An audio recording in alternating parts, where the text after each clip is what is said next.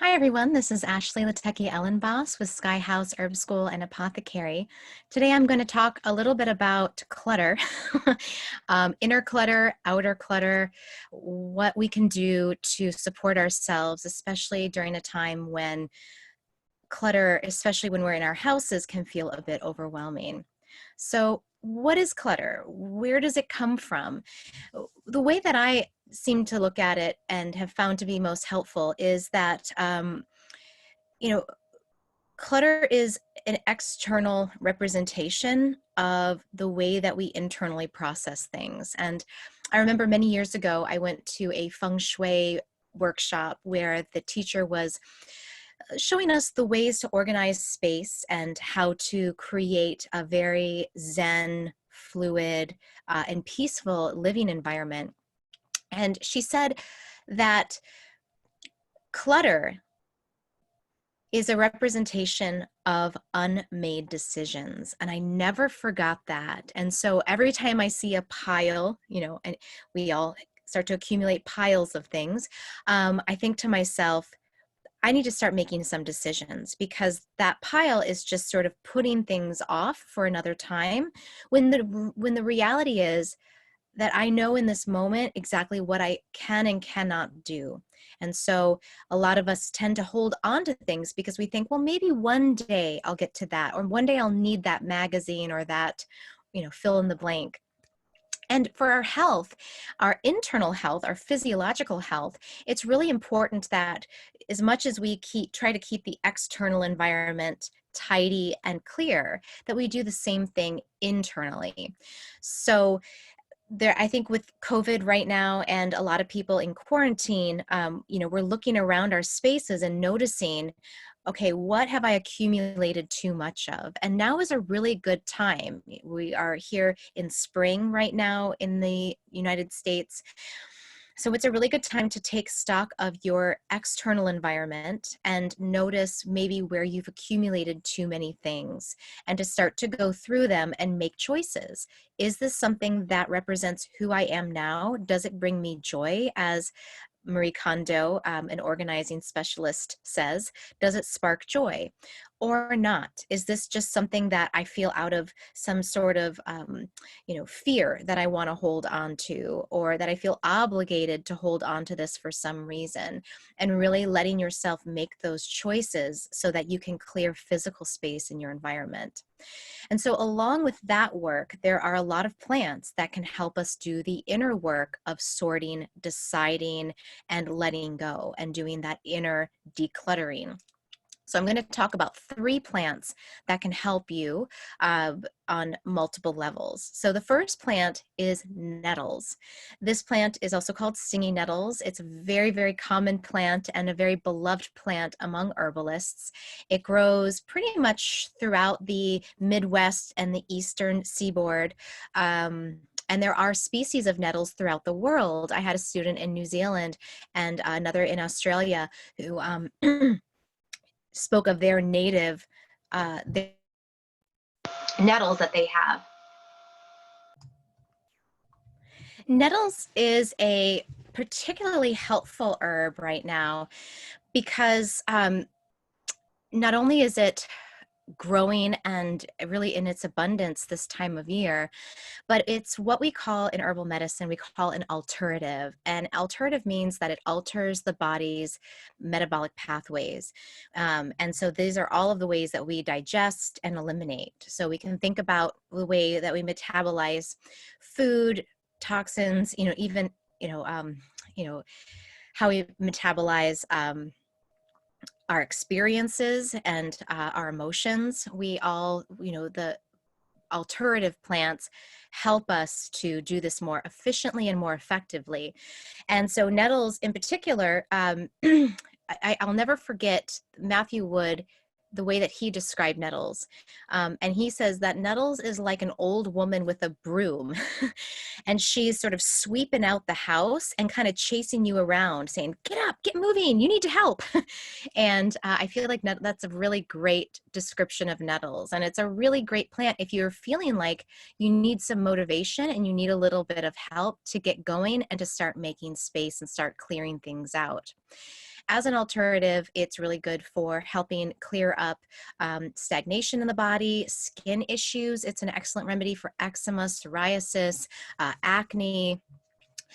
It can also help with constipation and other ways that our body may hold on to things that we actually need to release and let go of.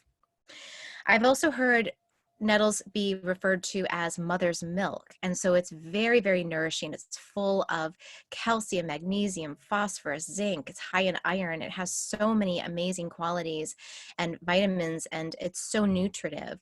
And so sometimes I think we hold on to things in the material world because we're feeling like we're lacking something in the inner world.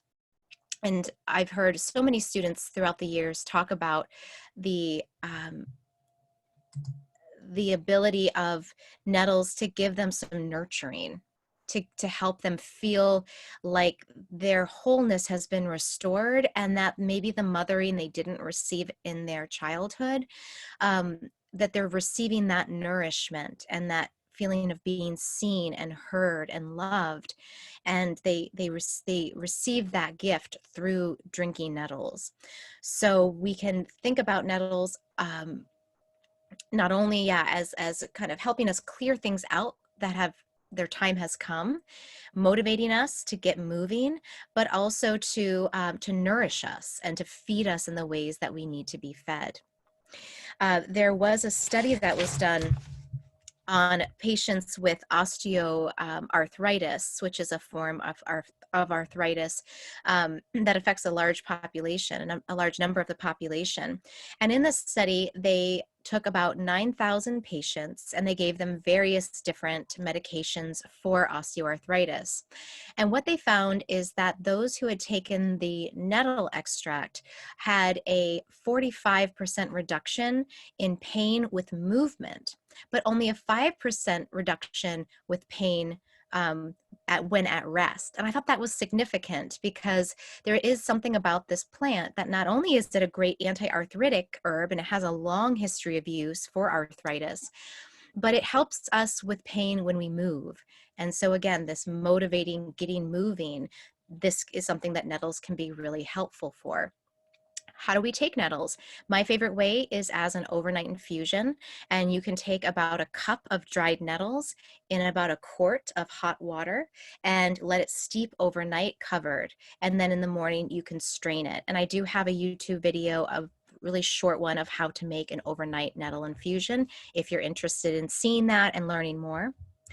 The second herb I wanted to talk about is Cleavers, and Cleavers is another spring herb, and it looks so cool. It's got these long kind of fibrous stems and then these whorls of leaves. So you can see like they almost look like little propellers around a long stem, and there's multiple kind of multiple layers of these little propellers along that single stem. And as a kid, I remember you could throw it onto someone's back and it would cleave, it would like stick because it has these little hooks on it.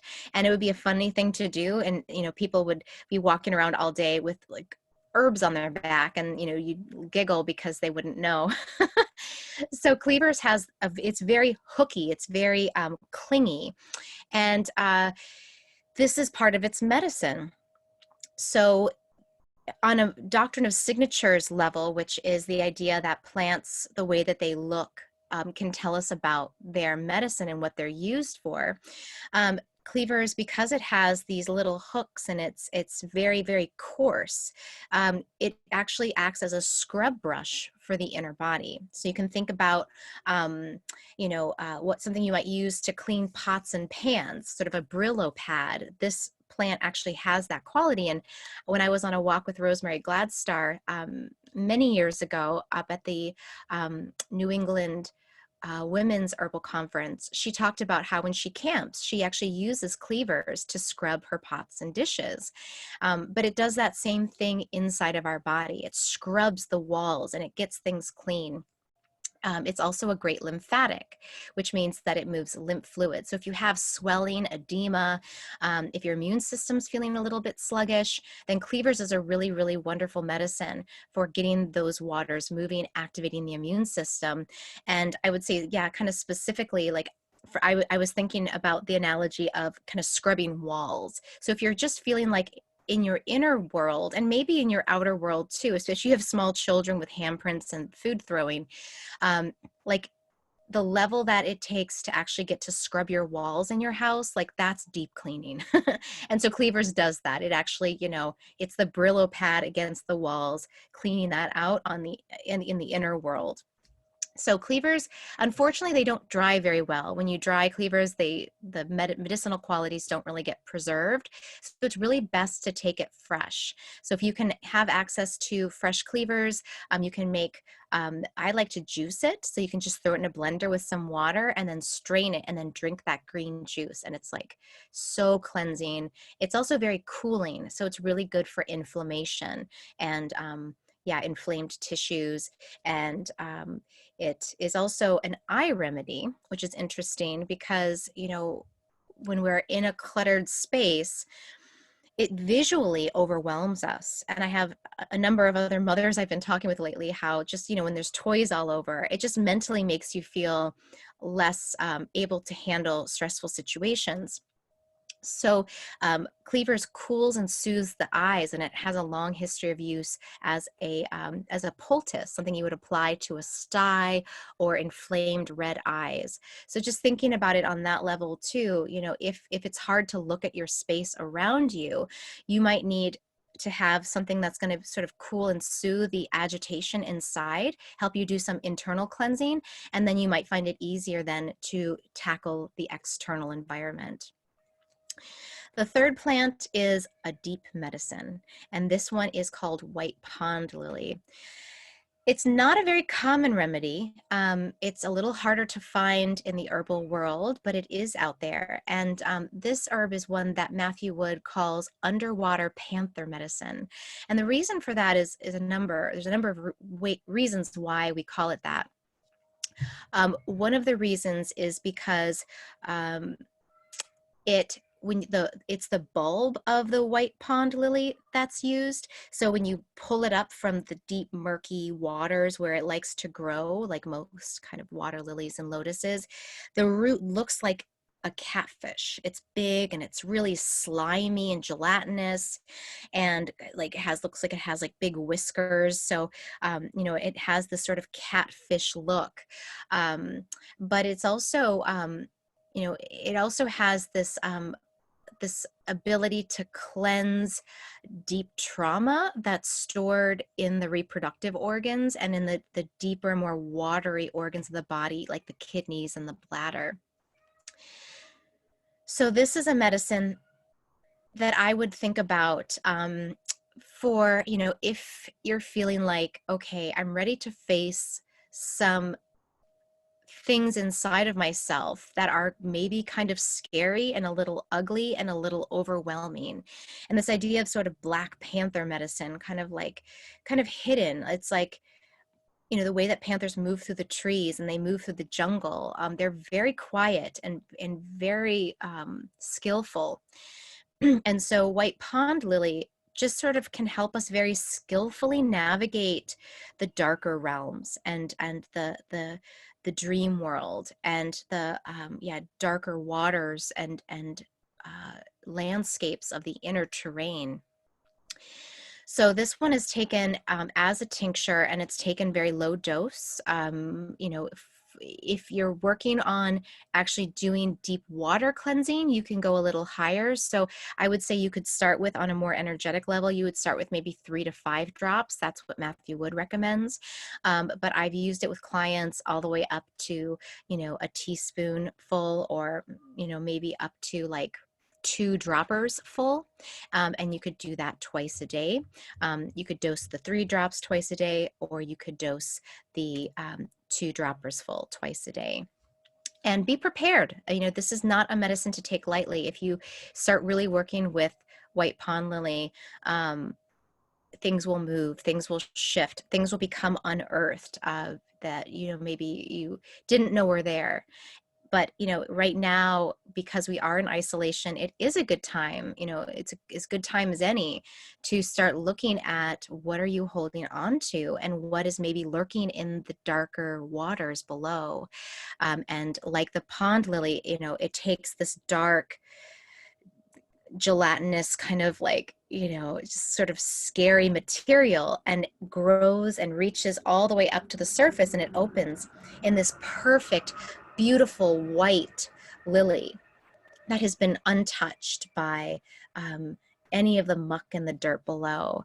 And so it can kind of help us go through that same process in our own psyches and our own minds. So I hope this gives you some ideas for how to tend yourself during this time that we are experiencing together. And please leave your comments. Let me know if you've worked with any of these plant medicines, how you like to take them, and any experiences that you've had. So thank you so much for tuning in, and I'll talk to you all soon. Take good care. Bye-bye.